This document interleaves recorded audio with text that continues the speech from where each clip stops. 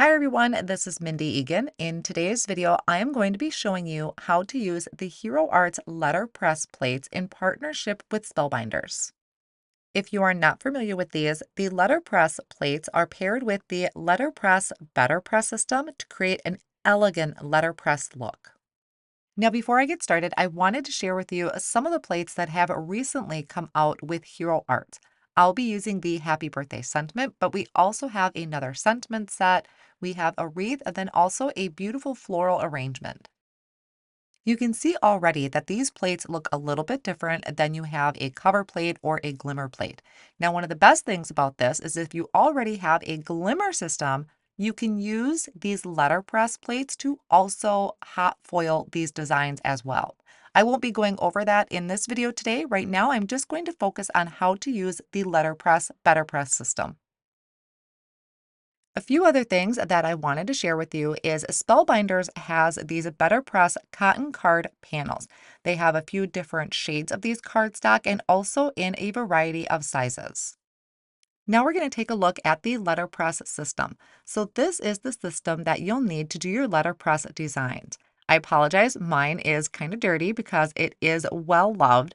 So this top piece here, this clear plate, has these markings on them for an A2 size card panel and also an A7, and these are US sizes. That top piece, that clear plate, is called the plantain. And then our bottom piece is called the magnetic chase. So it is a magnetic work surface, and you can see that it is going to hold our plate in place very well. It's going to give you that ability to adjust it without sliding all over. Now, I placed it within that A2 size. You can see the lines on that chase, the magnetic chase, that I placed the design on facing up. Now I'm taking my cardstock panel and I'm going to line it up with the matching line. So I'm doing both A2 here. And I know a little hard to see on the black glass mat that I'm working on, but I'm lining it up within those lines of that A2 size. I held the corners down with some Best Ever craft tape, and now I'm going to ink this up. A few things I wanted to cover with the inking is you really want to do more of a twist and turn or a twist and dab kind of inking process. If you take your ink pad and kind of drag it over the design, you could risk fraying the ink pad. Now, I know I am using Spellbinders inks and cardstock today, but you can also, and I do encourage you to experiment with your Hero Arts cardstocks and inks. Once my design is inked up, I took that plate, I flipped it over so my cardstock panel is facing the plate, and then I'm running this through my Spellbinders Platinum 6 die cut machine. And I'll be doing all of these steps once again a little later on when I start creating the card. So here I'm just removing that plate, and you can see we have this gorgeous impression with this wild berry inking that I did. And how fun is that happy birthday design? I absolutely love it. Now, because the ink I used is from Spellbinders, it is an archival formulation, so I will be using an archival cleaner to clean off my plate. Here I'm just carefully removing that Best Ever craft tape that was holding the corners down because we really want our cardstock secured to that plate.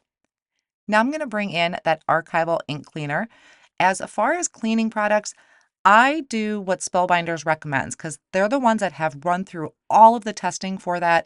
If you have specific questions as far as a cleaning product, I recommend contacting Spellbinders. I like to do what they recommend because they have found the best way to do things. So I just dabbed that cleaner onto the plate and I'm rubbing that off with a cloth. Now, I know some people prefer not to clean their plate, and that is perfectly fine if you plan on not changing your colors. But I know for this particular card project I'm going to be doing, I will be using this plate and switching colors. So now I'm going to actually work on a card to use this sentiment, and I will be doing all of those letterpress steps again so you can see it once more. I am going to create a birthday card, and I'm taking the candles background stamp, and I'm going to be stamping this onto some Paradise cardstock.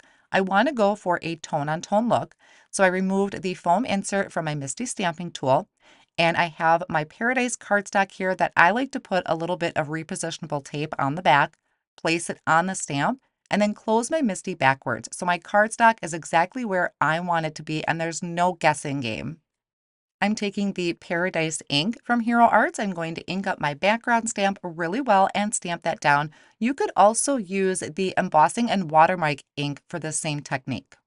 So my plan is to create a frame using this background that I just created. So here I'm just using that happy birthday plate as a guide, and I brought out my infinity rectangles or the nesting rectangles, trying to find one that was about the right size. So once I found one that kind of fit my sentiment, I'm going to center that on the front of this cardstock panel, hold that down with some tape, and then I'm going to die cut it out. So it's going to create an opening in the center, which is where I plan on putting the sentiment. Once I run this through my die cut machine, you're going to see that it's going to create this frame or this window. So now I'm taking one of those porcelain cotton card panels and I placed my frame over the top. I just needed to get an idea how this was all going to look. Now I'm bringing back in my letterpress system. I took my cotton card panel and I'm holding it down in those markings with the Best Ever Craft tape, taping down those corners because we want our cardstock to stay secure. Now I brought in that frame over on my chase as a guide, and I'm lining it up within that A2 size grid line. I placed my sentiment in there, so we always want to make sure that our letters are facing up so that we can ink it up. And I love that it's magnetic so that I can straighten it out with the grid lines that's on the chase. Now for this one, I am using teal topaz ink. This is the Archival Ink formulation from Spellbinders. I flipped my plate over, so my paper is facing my inked up plate. We don't want them to touch. What happens when we run it through the Spellbinders Platinum 6 is it's going to, I guess, kind of squish those two together, press them together, which is going to create that letterpress look. So it has kind of that embossed design in there, but with ink. I decided that the frame that I die cut out was just a little bit too small. I really wanted to get in those pretty swirls that's around the sentiment. So I just went in, picked out another size rectangle a step up, and die cut that out so my window was a little bit bigger. Then I'm going to just add some foam tape behind the back of my frame and I'll add that to the front of the card. So while I'm doing that, a couple things I wanted to talk to you about is I could definitely have done this letterpress look right onto my stamped background. You could use maybe a black ink or a darker blue ink to make that pop out a little more. So that was an idea that could have also been done. Another thing you can do if you have more of an intricate design is not use any ink at all and just run it through the system. That will give you a beautiful embossed look. So that is, I guess, kind of to say my clean and simple card for using this really fun happy birthday to you letterpress plate. And as I mentioned earlier, these are kind of a 2-for-1 because you can also use the letterpress plates with your glimmer system. I hope you enjoyed today's quick card project. I will have all of my supplies listed down below in the video description and over on my blog. Thanks so much and see you soon.